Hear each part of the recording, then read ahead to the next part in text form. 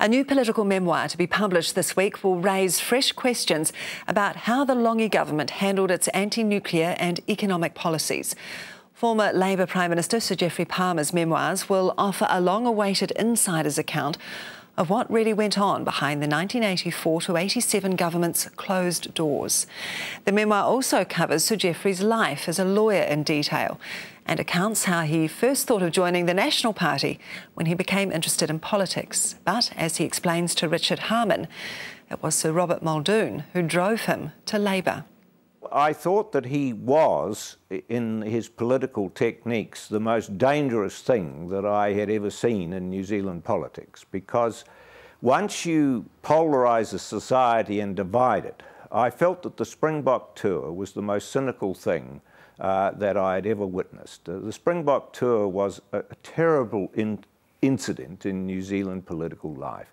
I had people spitting upon me in the Christchurch airport because I, as a Safe Seat member, spoke out against the tour. And I felt that that tour should never have taken place. It was not in the best interests of New Zealand. And I feel that that was a very deeply cynical decision that was aimed at electoral success in the provincial marginals, as indeed was what occurred in 1981. So I feel that he was a malign influence on New Zealand politics. I believe that still. But I think more than that, he was a malign influence on the economy. It is wrong for the two most powerful posts in the government, the Prime Ministership and the Minister of Finance, to be combined in one person. That will inevitably lead to a concentration of power that is not appropriate in a Westminster system of government. Your great project in life has been the New Zealand Constitution. You're very critical of it in this book. You say that democracy in New Zealand is much more fragile than many people think. But why have successive governments, including Labour governments, been so unwilling to trim the power of what's been called an elected dictatorship? When you have power, you're always reluctant to give it up. The New Zealand Constitution has an unfinished appearance to it. We don't really state in any constitution what it is we believe in, what our values are, what our principles are. We've still got very much a colonial sort of constitution that says that the Parliament can do anything. There are no limits on its powers, and we don't want any limits on its powers. The biggest limit has been MMP. That has made it more difficult for the executive to get its own way. But I think the balance between the three elements of government, namely the Cabinet, the Parliament and the judiciary, is wrong in New Zealand. I think the executive, despite MMP, still has too much power, and the Parliament can be too easily dominated by the Cabinet. Tell me about David Lange. You call him a Christian socialist. There's a hint in the book that you might have been a bit frustrated with what might be kindly called his ad hoc approach to management and work. He liked to tease you from time to time. We all remember that. Did you ever really see eye to eye with him? Oh yes, I think I did. I think we had deep agreement about most things. And he was always quite willing to let me get on and do all the managerial and administrative tasks that a Deputy Prime Minister has to do. And indeed, he had no taste for that sort of thing. He was a wonderful speaker. He had the most marvellous capacity to electrify an audience. And he was gifted in many ways. And I did have great respect for him. But I think he had foibles, as we all do, and in the end, those foibles brought the government down. We'll get to that in a moment, but what was he like in Cabinet? He was extremely witty. He was a good chair. He was able to keep the discussions crisp. I thought he was an excellent chair of cabinet. He was very collegial in the sense that he was a sort of leader who didn't interfere in people's portfolios. He always wanted them to get on with their own tasks, and he was not an interventionist prime minister. He was not a power freak in the way that sometimes people are. Let's look at Labor in government. One of its most iconic policies, the anti-nuclear policy, and there's a surprising revelation in this book. You say that the Australian Embassy in Washington leaked all of the details of the proposed ship visit to New Zealand in 84-85, which the Americans were trying to negotiate their way through, negotiations that were so secret that even you didn't know about them. What happened and how did it come about? Well, there are a number of ways of finding out things, but I felt that the Australian government could not really agree to New Zealand being cut any slack by the United States because their own policy had been similar and they had to compromise it when they came to government earlier than we did. I always got on well with Bob Hawke, but I do feel that there was a lot of feeling that New Zealand couldn't be allowed to get away with this. And some dirty tricks in Washington by them. Oh yes, I think there were, and I think there were all sorts of things going on. And the leaks became prolific. The leaks came. Washington is a very difficult city for anything to remain secret, and leaks are just a way of life in Washington. You also talk about the cabinet meeting that turned the ship visit down, arguably one of the most historic cabinet meetings in New Zealand history. What did David Lange say at that meeting? Very little, to my recollection. He arrived late because he'd been held up coming back from the Tokelau, which is an extremely difficult place to get to. You have to go through Samoa, and you've got to do 3 days steaming after that. When he got back, the cabinet had already met during the morning and had discussed this issue in a preliminary way.